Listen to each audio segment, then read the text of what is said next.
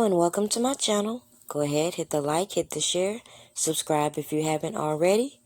This video is going to be a quick update as well as just wrap up some of the things that I have uncovered on my channel.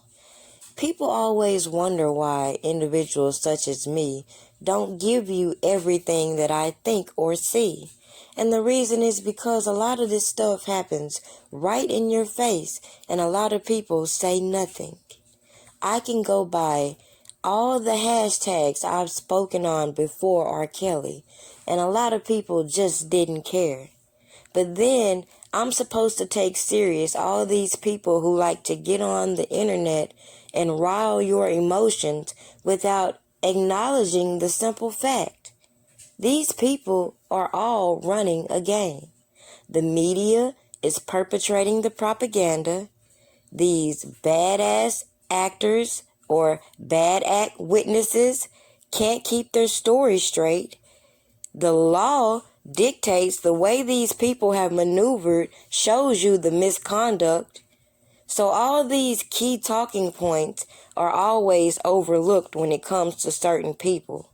But when it comes to this channel, I've known from the very jump that if you compare people like this Keith Rainier, Epstein, and R. Kelly's indictments, you will clearly see why it was put out the way it was and why I have said from the beginning I felt this whole thing was just a distraction. Kristen, whether serial pedophile Jeffrey Epstein killed himself in prison or whether he was offed by somebody who wanted him dead. A lot of people may fall into that category, given the number of high-profile people who partied with and may have partaken in his obsession with underage girls who say that they were sex slaves in his bizarre world. Then this video surfaces from Project Veritas in which ABC anchor Amy Robach says that ABC, quote, quashed her exclusive with Epstein accuser Virginia Giuffre, who said that she was forced to have sex with Prince Andrew when she was 17. I've had the story for 3 years. I've had this interview with Virginia Roberts. We would not put it on the air. First of all, I was told, who's Jeffrey Epstein? No one knows who that is. This is a stupid story. Then the palace found out that we had her whole allegations about Prince Andrew and threatened us a million different ways. We were so afraid we wouldn't be able to interview Kate and Will that also quashed the story. She told me everything. She had pictures. She had everything. It was unbelievable what we had. Clinton, we had everything. Now, with all that I just showed you and all that I've shown you up until this point, I believe that I have uncovered enough information to lead you to believe that what we're seeing is propaganda. So I didn't feel the need to keep coming and giving you janky ass exclusive information that I felt was detrimental to what we were doing. So with that being said, I wait for official reports. I expect my audience to be fully aware, as I have said over 100 times. This is an open investigation, so please recognize I do things the way I feel like are the best way to present my message. What other people got going on is what they got going on. But at the end of the day, I've told you, it's a reflection as to the turmoil that's been going on in this man's life. At a hearing in New York Thursday, a federal court judge denied the singer's bond request so he could prepare for his sex trafficking trial next month with his two new attorneys. Now, R. Kelly is accused of running an enterprise to recruit young women and girls for sex. The 54-year-old denied abusing anyone. Judge Ann Donnelly assured R. Kelly and his legal team that they could meet at the jail 7 days a week if they wanted in terms of preparing for that trial next month. This since R. Kelly's mandatory quarantine is now over following his transfer from a Chicago facility to New York. The judge also ruled the trial will start as planned on August 9th, but opening statements have now been pushed back about a week to August 18th. And instead of a right after a jury is picked. See, this is the type of stuff that I mean when I say I feel like I'm in the twilight zone. Because all these people out here doing all this extra stuff, trying to be relevant, instead of just sitting back and documenting what they need to document, instead of always stirring the pot, involving people in their shenanigans, and then wondering why it ends up having an impact as to how this trial is moving. Even as I told you, people were sitting here implicating Nicole in these messages, yet we see how everything keeps going left and people keep entertaining the nonsense. Then when you hear news such as they're going to be hiding the identities of these Jane Does who've already come public, these people will let these individuals come on their platform with the bullshit. Get y'all all riled up and emotional, and then people just want to start dishing out money. People just want to start dishing out information that they could keep to their damn self. And people wonder why a lot of people are walking away from this topic at hand. Because people like me know exactly what's going on, and all you gotta do is your research.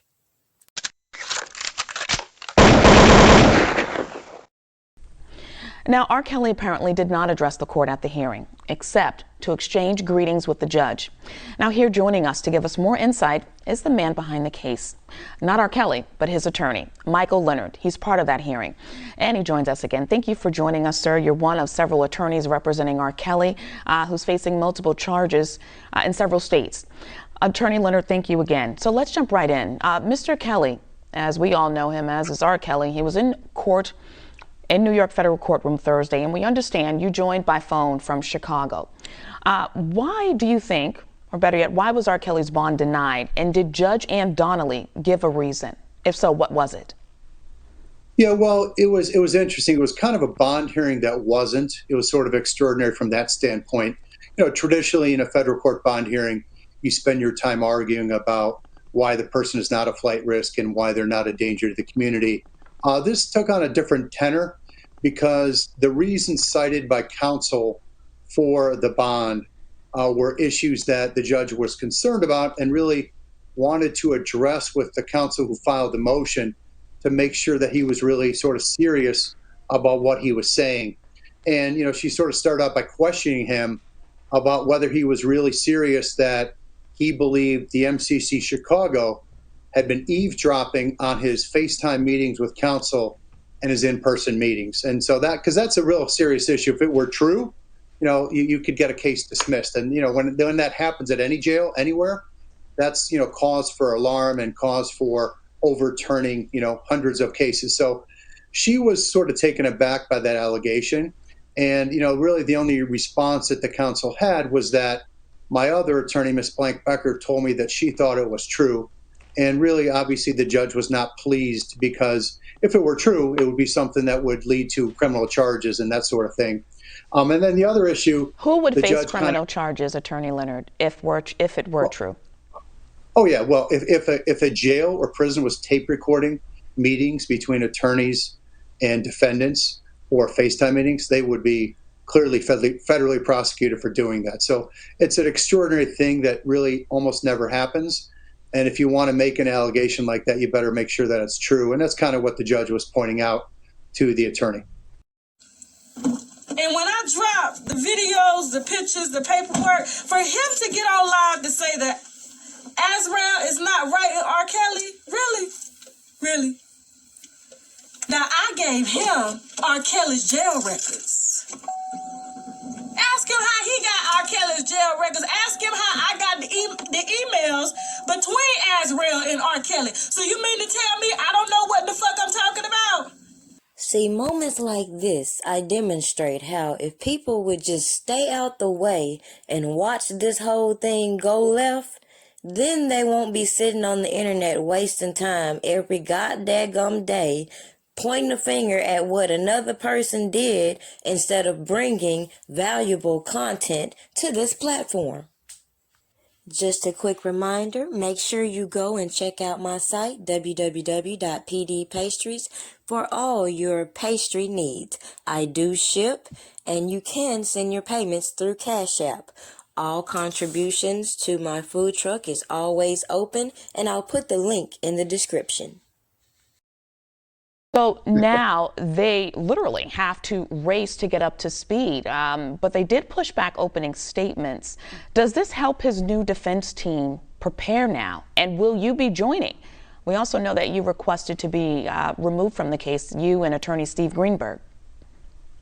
Well, we won't be joining, but keep in mind, up until a couple of weeks ago, you keep characterizing them as a new defense team, but Mr. Farinella, Ms. Blank-Becker, they've been involved for more than a year, maybe a year and a half. So they were participants in all the FaceTime calls 3 times a week with Mr. Kelly, and they had the opportunity, if they wanted to go meet with him in person in Chicago. So they're really not new to the case at all.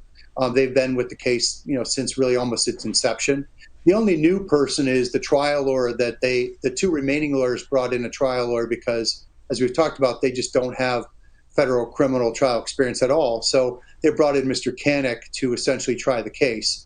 So we won't be joining that team. And, I think next week when the judge finishes what we talked about a couple times, this Curcio hearing, then she will allow our motion to withdraw.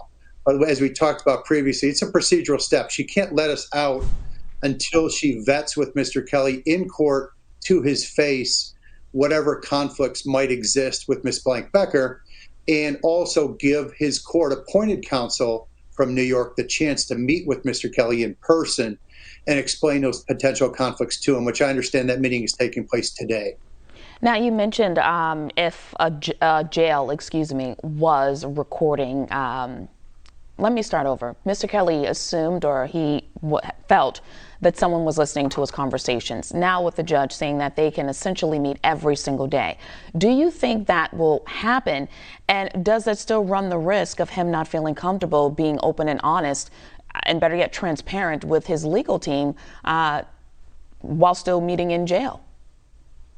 Well, just keep in mind, it wasn't Mr. Kelly that thought his meetings or calls were being recorded. I mean, I was on dozens of those calls, right? And I also met with him in person. I had no belief ever that they were being recorded. Okay, what happened was an investigator from suburban New York went to the jail. He had never been to the MCC Chicago in his whole life, and that was in like May, right? And he saw there was like kind of a box on the wall in the attorney meeting room, which in days of yesteryear, they used that to have cameras so that people could appear in court by video, and they don't use that anymore. There's no cameras in those boxes, right? But the investigator, who was unfamiliar with the facility, assumed that, oh wow, maybe they have the capacity to tape us, which they don't, and they would never do, because it would be incredibly stupid. It would be the quickest means to get a case dismissed in federal court that you can possibly imagine, and all the guards at the jail would get federally prosecuted. So there's no concern that he was being taped in Chicago, and obviously all 4 of the attorneys were involved in all those FaceTime calls. There was no taping going on, and it wasn't really Mr. Kelly that brought the concern forward. It was that investigator who was just unfamiliar with the workings of Chicago MCC. Likewise, now Mr. Kelly is in the MCC in New York, in Brooklyn. There's no possibility that they're going to try to tape his meetings with the lawyers. That will never happen.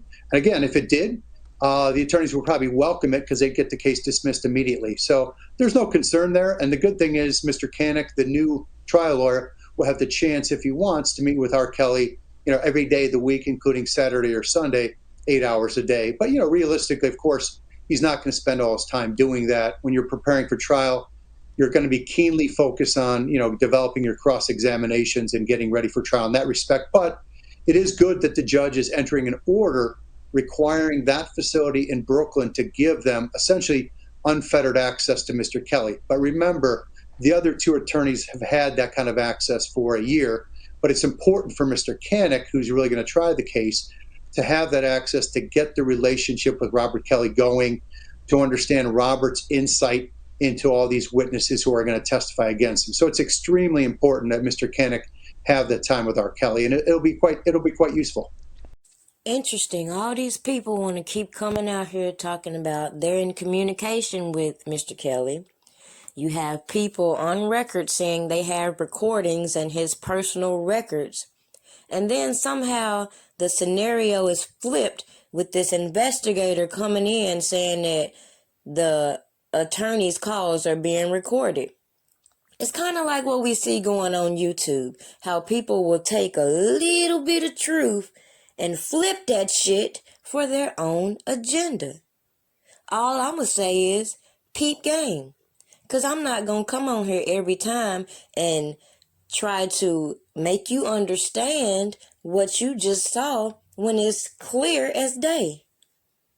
Now, with all that said, I'm not feeding into the bull crap that some are interested in. However, we can talk all day about this misconduct, the janky evidence, these extortionists. We can talk all day about that. But all this other back and forth, as you can see, it's intentional to keep you from talking about the valid points. And other people who don't support R. Kelly will continue to think you all are slow.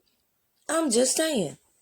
With that being said, make sure you like this video, share it, and let's start having some real conversations as to the violations we have seen occur with this case. I did not come to play with you hoes. I came to slay, bitch. Cookie, I'm a cookie monster. Break your back, crack it open like a lobster. I just looked at my wrist, I got time today. Fuck it, I'm crossing the line today.